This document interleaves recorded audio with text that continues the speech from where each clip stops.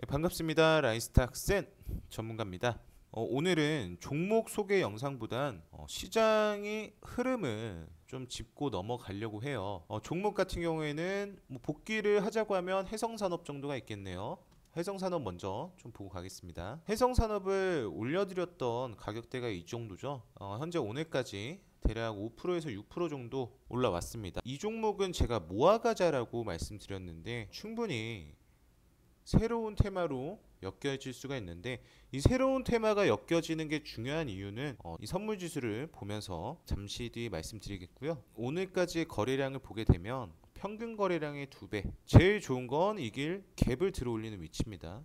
이 갭을 들어 올려서 전고점을 찾아가는 형태의 차트가 그려져야지만 시장에 강하게 부각받을 수 있는 종목군이다 라고 생각을 할 수가 있고요. 해성산업은 이 구간부터 보유하셨던 분들은 오늘 익절 가능한 부분이긴 했지만 굳이 오늘 익절한다? 요거는 좀 아닌 것 같고, 조금 더 보유하시면서 제가 말씀드린 이 거래량이 대량 거래 시점에 맞춰 나오는 거래량을 확인해 볼 필요가 있고요. 이 종목은 갭이 나와서 상승을 연출한다. 이 구간부터는 보유자 영역의 대응이기 때문에 그러면 신규 매수 접근 금지입니다. 다시 선물 차트로 돌아와서 시장 얘기를 좀 해보겠습니다. 이번 주 내내 선물 지수가 계단식 상승을 보여줬습니다. 계단식 상승을 보여줬던 것 중에 영향력이 컸던 게 어떤 테마였나요? 진단키트의 반등, 제약바이오들의 반등, 진단키트의 대장주 휴마시스가 오늘까지도 강한 상승을 이뤄냈었습니다. 그 외의 종목군들은 당연히 힘을 받기가 어려웠었고 연속성이 없었다.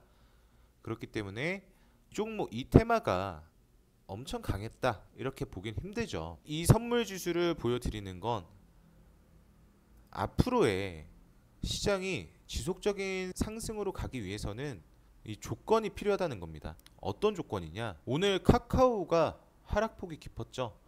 이 카카오 시장을 주도하는 종목군 중에 하나였죠. 카카오와 네이버, 이 두 종목은 감히 시장을 주도하고 있다라고 볼 수 있는 대표적인 두 종목이고, 또 하나 뭐가 있죠? 우리가 제일 잘 알고 있는 삼성전자가 있습니다.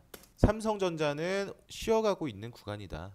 정말 오래 쉬고 있죠. 삼성전자는 쉬고 있고 카카오와 네이버가 하락폭이 연출이 되기 시작했다. 카카오와 네이버를 말씀드리는 이유가 뭘까요? 시장에 큰 영향을 주고 있는 종목이에요. 카카오 같은 경우에는 어제까지 해서 엄청난 과열의 위치였습니다. 엄청난 과열의 위치에서 오늘 하락폭이 나왔죠. 이 하락 구간은 시장의 긍정의 신호가 될 수 있습니다, 여러분. 시장의 긍정의 신호가 왜 되냐? 이 카카오와 네이버에 있던 자금들이 순환하기 시작한다는 거예요. 그러면 각 테마군들의 자금이 이동이 되겠죠. 이 자금 이동으로 인해서 또다시 한번 지수가 상승 구간으로 접어들 수가 있다는 겁니다. 오늘의 탑픽 종목이 뭐 있었습니까? 윤석열 관련주. 윤석열 관련주 중에 대표적인 종목 애니능률, 덕성우, 오늘 되게 강한 반등이 나왔어요. 이 윤석열 관련주도 정치인물 관련 테마죠. 인맥주라고 표현을 하는데 이 종목들이 오늘 상승세를 이뤄냈다. 하나의 테마에 또다시 한번 자금이 들어오기 시작했다. 이렇게 해석이 되는 겁니다. 또 하나, 오늘 또 뭐가 있었나요? 원자재 관련 종목, 포스코 강판, 철강 쪽이죠. 이 철강 대장격 종목인데 원자재 테마 또한 상승 구간을 우리는 확인을 했다. 그러면 우리 이렇게 생각을 해보자고요. 월요일부터 수요일까지는 진단키트 및 제약바이오의 반등이 자금 순환에 집중을 받았고, 오늘은 인맥주와 철강주들이 자금에 집중을 받았습니다.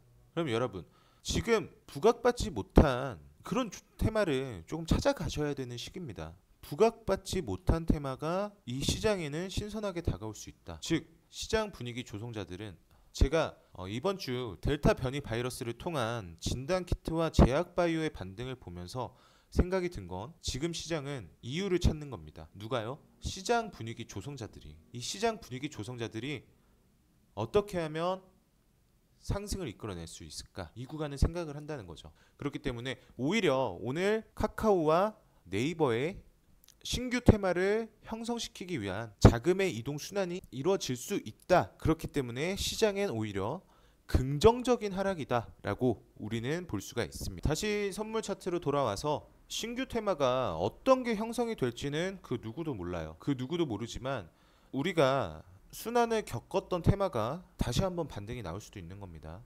하지만 신선한 테마가 나오기 시작한다면 시장은 상승을 달려갈 겁니다. 그러기 위해선 여러분들은 준비를 해 놓으셔야겠죠. 제가 꾸준히 영상에서 종목들을 올려드리면 이 특정 가격도 올려드리는 종목들이 있고, 이 구간은 이탈을 하면 안 된다, 방향성을 설정해드리고 있죠. 이것만 잘 지켜진다면 여러분들은 충분히 상승장에서 소외받지 않고 매력적인 종목들을 잡아가실 수 있을 겁니다. 오늘은 이 시장, 앞으로 상승 시장에 관해서 말씀드렸고, 카카오와 네이버의 하락은 오히려 시장 상승에 퍼즐이 맞춰지고 있다 라고 볼 수가 있고, 시장 분위기 조성자들은 지금 상승으로 가기 위한 이유를 찾고 있다, 이렇게 다시 한번 말씀드리면서 오늘은 시장에 대한 흐름을 좀 말씀을 드렸습니다. 감사합니다. 센 전문가였습니다.